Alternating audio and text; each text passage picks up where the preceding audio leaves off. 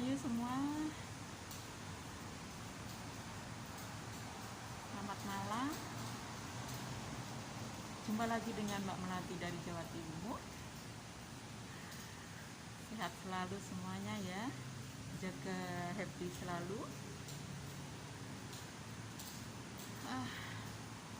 Ngobrol lagi tentang Nusantara. Barusan saya itu baca di bertebaran di medsos ya,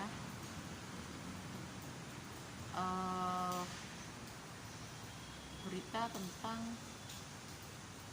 Belanda meminta maaf atas perbudakan mereka selama 250 tahun di Nusantara kita, di Indonesia. Tentu saja dulu belum Indonesia ya namanya.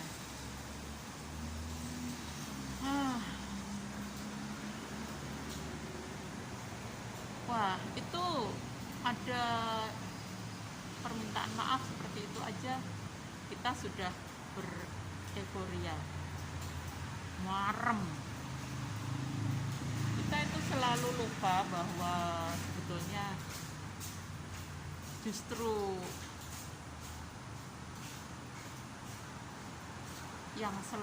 yang telah datang ke Nusantara itu negara mana saja. Lupa ya, bukan lupa juga, memang sengaja diburamkan semua. Dan selama ini yang diperlihatkan adalah seolah-olah hanya Belanda saja yang jadi penjajah atau apa. Justru sekarang yang meminta maaf malah Belanda dulu. Padahal ada banyak kemungkinan Belanda itu justru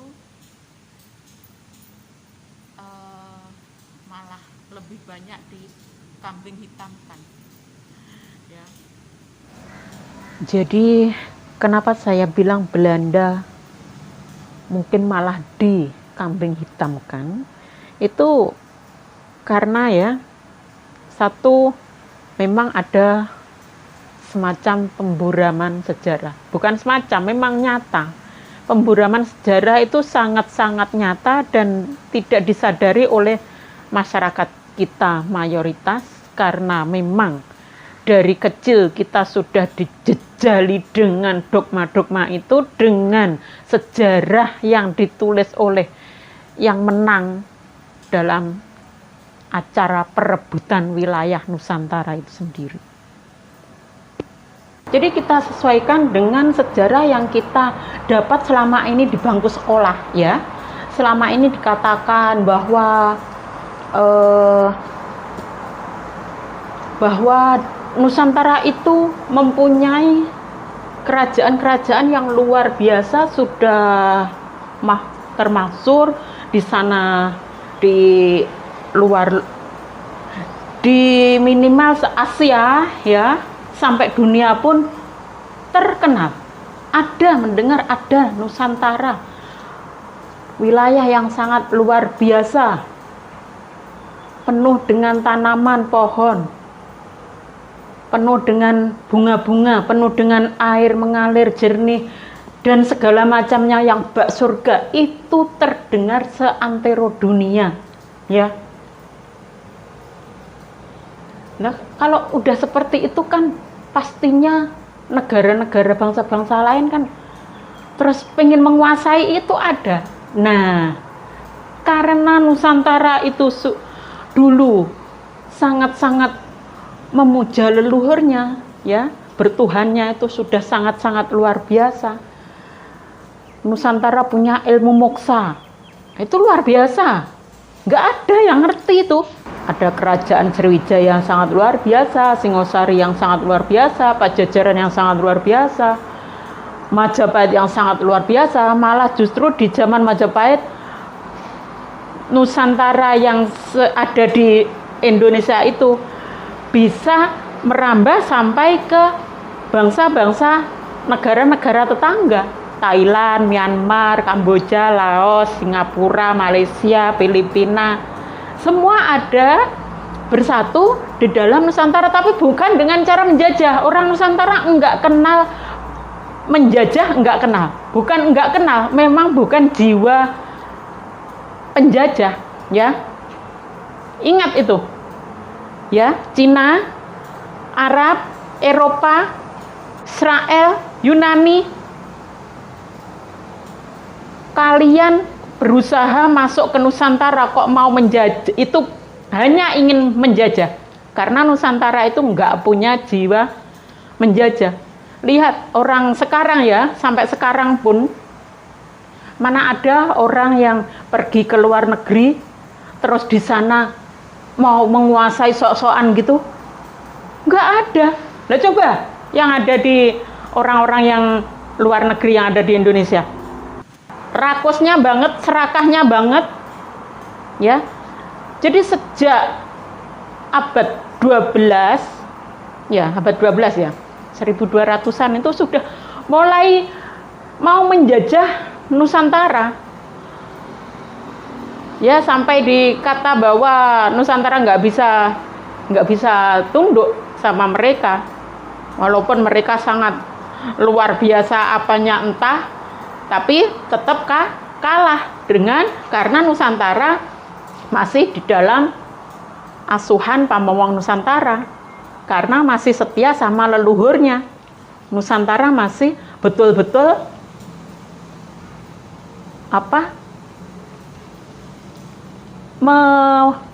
menghargai leluhurnya. Seperti sekarang ini saya ceritakan sekarang enggak. Yang dipuja orang Indonesia itu orang Arab, bukan leluhur Nusantara. Justru mayoritas sekarang itu sama leluhur sendiri itu menghina-hina. Lihat aja, coba diraba hati masing-masing. Ada menghargai leluhur sendiri apa enggak? Ada menghargai raja-raja Nusantara sendiri apa enggak? Apa lebih menghargai yang namanya si Ibrahim, namanya si Nuh, namanya si Daud?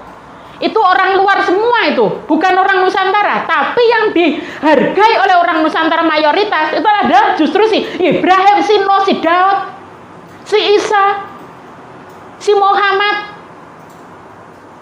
Mana mereka menghargai raja-raja Nusantara sendiri yang sangat luar biasa, yang sangat mencintai kedamaian, yang tidak suka perang, tidak suka menjajah. Enggak. Kita demikian gila sekarang ini. Kembali lagi jadi saya kaitkan dengan bahwa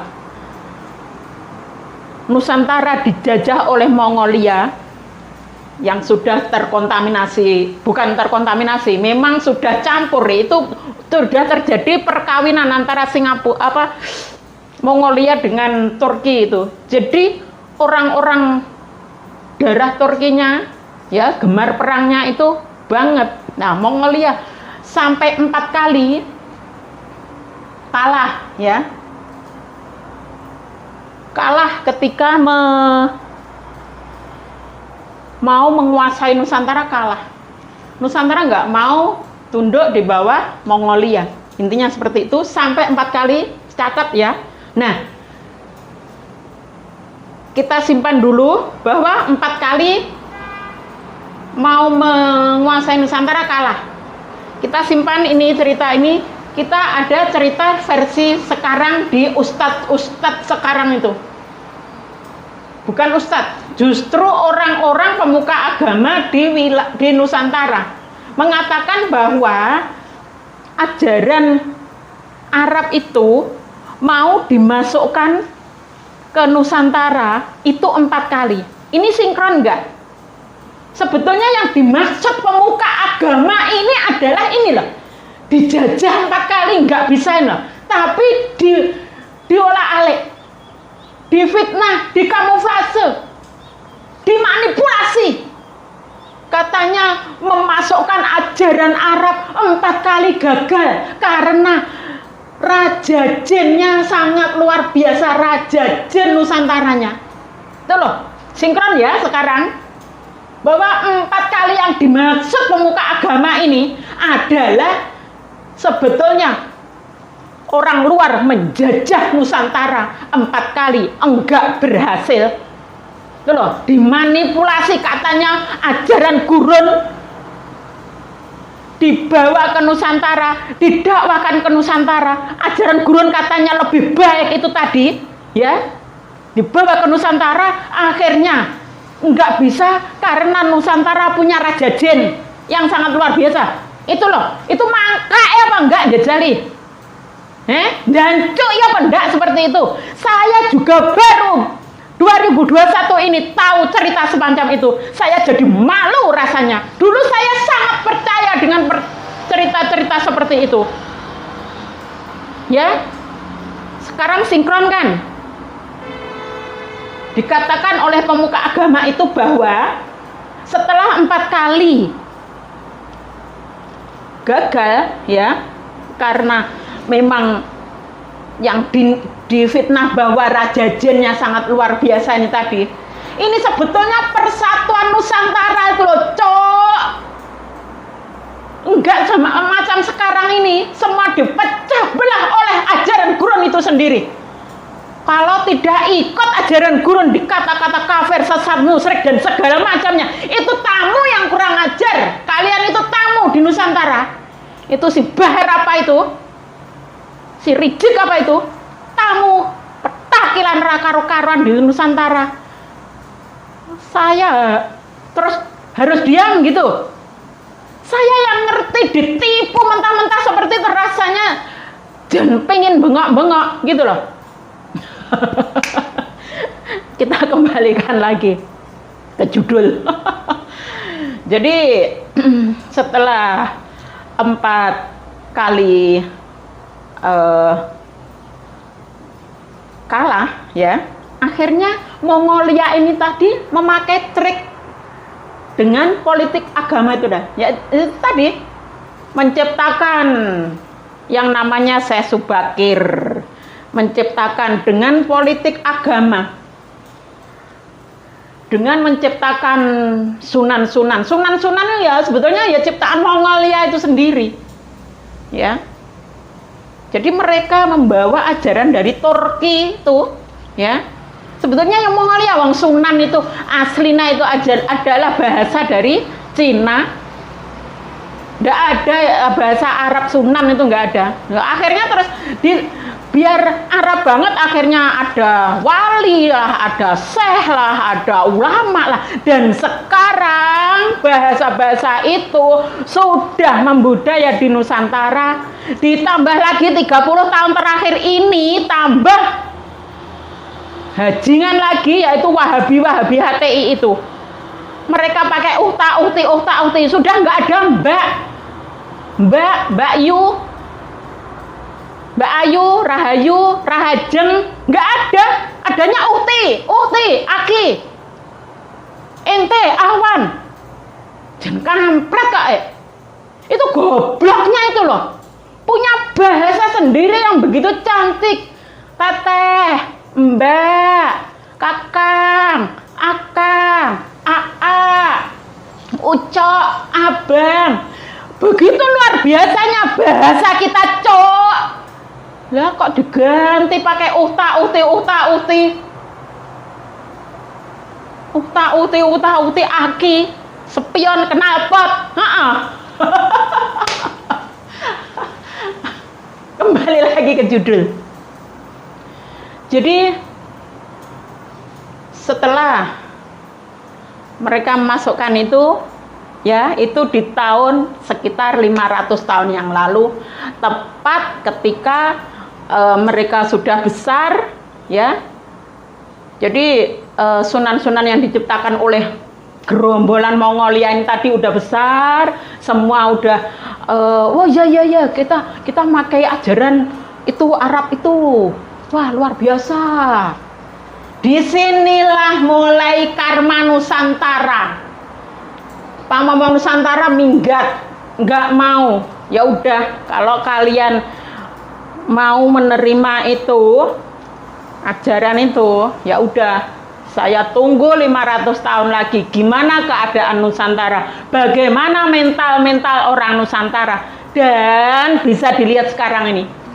Betapa pejabat pada korupsi, orang-orangnya begitu. Suka menipu, suka semua segala macam kejahatan. Padahal katanya agamanya sudah sangat baik, paling invest surga katanya.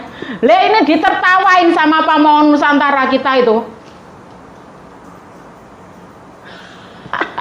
Oke, kembali lagi. Jadi mereka betul-betul menguasai Nusantara setelah si anak sendiri, anak daripada kerajaan Majapahit itu menyerang bapaknya sendiri. Di masa Majapahit sudah mulai lemah, justru diserang oleh anaknya sendiri. Jadi disinilah kedurhakaan ajaran gurun sebetulnya adalah mau menguasai Nusantara. Dan disinilah mulai gurun itu mulai menguasai Nusantara. Jadi pas runtuhnya Majapahit, yaitu sekitar 500 tahun yang lalu, sekitar tahun 520 kalau nggak salah ya. Nah, disitulah mulai ajaran gurun menguasai Nusantara dan mulailah berdatangan bangsa-bangsa lain yang tadinya bangsa-bangsa lain mengagumi.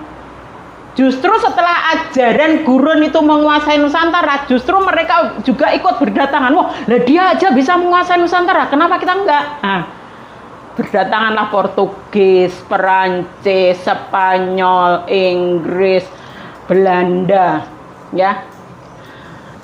Terakhir yang bisa menguasai Belanda. Terjadi pertikaian terus, perebutan kekuasaan. Nusantara begitu kaya kok.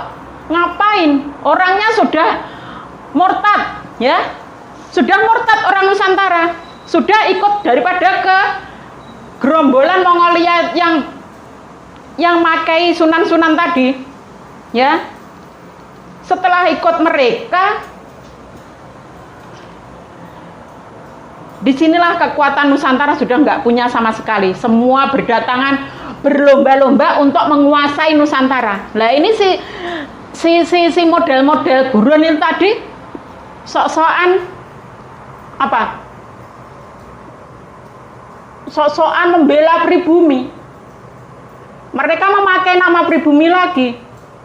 Mereka sebetulnya ya berusaha menguasai Nusantara, jadi mereka berusaha untuk melawan penjajah, dan penjajah Belanda itu tadi dikatakan sebagai penjajah asli, dan mereka si gurun-gurun itu tadi merasa bukan penjajah, mereka merasa sudah mempunyai Nusantara. Itulah yang terjadi.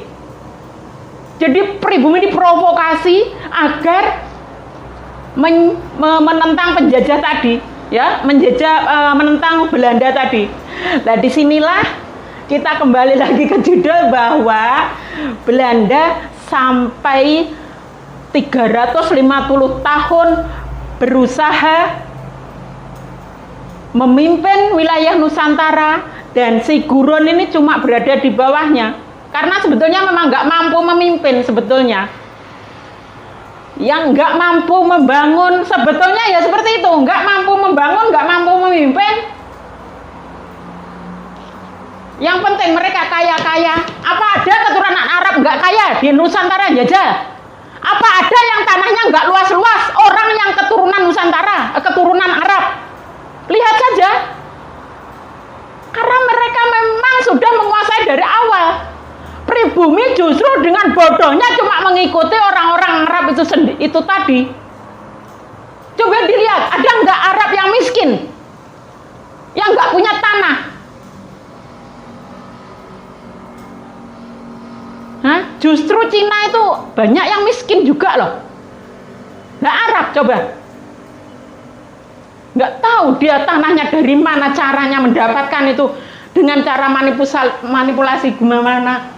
dengan cara membeli dengan raka-rane. Yang penting mereka telah menguasai Nusantara sejak 500 tahun yang lalu, dan Belanda ada di Nusantara itulah cara alam membantu kita. Sebetulnya kita diselamatkan. Kalau kita tidak ada penjajah itu, ya saya yakin Nusantara itu sudah seperti Arab.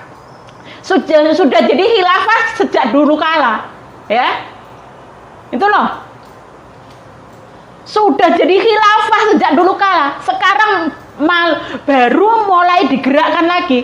Jadi sejak mereka datang tuh sebetulnya sudah mau mengkhilafahkan Nusantara. Alam masih menolong kita dengan didatangkan dari mana-mana. Mereka semua dibiarkan perang raka-karuan untuk memperebutkan Nusantara. Itulah yang terjadi. Belanda sampai 350 tahun. Ini Arab ini, gurun ini sangat geram sebetulnya. Makanya dibuatlah sejarah, penjajahnya Belanda kejam demikian, bla bla bla bla. Lebih kejam mana dengan ini yang udah 500 tahun nggak pulang-pulang ini, coba. Malah mentalnya orang Nusantara aja dibikin kiblat ke Mekah semua. Ini loh, ini penjajahan hakiki ya ini. Ini harus dipahami ini. Saya juga baru sadar ya tahun 2021 ini. Ini mudah-mudahan ada yang, bukan mudah-mudahan, saya yakin akan banyak orang yang tersadarkan bahwa kita itu telah mendukung leluhur bangsa lain daripada mendukung leluhurnya bangsanya sendiri. Tuh ya.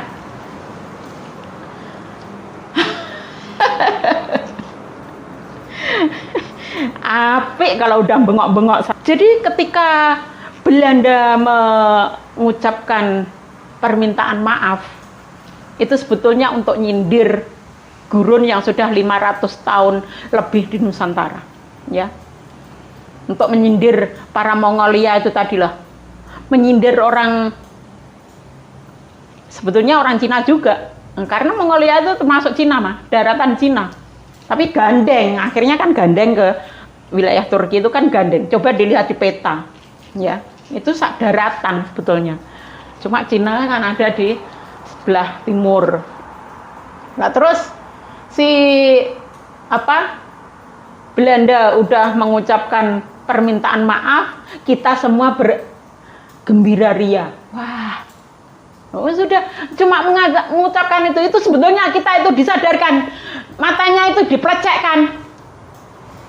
Ada sadar enggak bahwa kita itu, mental kita itu masih terjajah, kita itu belum merdeka. Karena ketika kita ingin beribadah ya, berritual ala apa gitu aja, ini yang mayoritas ini bingung. Wah, nanti berkurang pasukan saya, nanti berkurang umat saya, nanti berkurang jamaah saya. Ini loh, ini belum merdeka, Cok. Kalau kalian masih bingung ketika ada orang lain yang berusaha mencari kemerdekaannya sendiri, kemerdekaan hatinya, kemerdekaan untuk meyakini keyakinannya masing-masing. Ini kalau kalian masih ngerecoki, itu artinya kita masih dijajah oleh gurun. Ya memang masih menjajah. Selama kita masih belum memuliakan raja-raja Nusantara sendiri, bukan memuliakan si Ibrahim, bukan memuliakan si Nuh, Daud dan 25 yang kita hafalkan dari bayi. Kita hafal loh mereka, nama-nama mereka. Dari PAUD pun saya dulu sudah menjejalkan ke anak-anak untuk menghafalkan 25 orang itu. Kita nggak berusaha memberi, kita punya raja yang luar biasa. Yang kita kasihkan siapa? Orang-orang 25 nama, 25 itu yang kita kasihkan ke anak-anak. Belum vokab-vokab Arab yang kita jejalkan ke anak-anak. Kita punya bahasa sendiri. Kenapa bahasa orang lain yang kita jejalkan? Dan mereka bisa apa? Membangun untuk kerjaan. menipu lagi, untuk memanipulasi lagi. Oke. Saya kira demikian saja dulu saya bengok-bengok saya. Wih, saya kalau nggak bengok-bengok gitu rasanya kurang berenergi. Demitnya Jawa meronta-ronta kalau nggak ada yang teriak-teriak. Sudah, demikian saja. Terima kasih dan mohon maaf. Mugi tansah rahayu semua. Bukan mugi, yakin semua selalu rahayu, rahayu, rahayu. Matur sembah nuwun, yen ngapunten pareng.